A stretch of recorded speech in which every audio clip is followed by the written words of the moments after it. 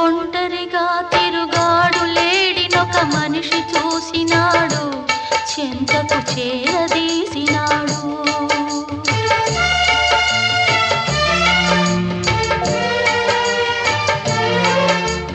అభమో శుభమో తెలియని లేడి అతనిని నమ్మింది, తన హృదయం పరిచింది.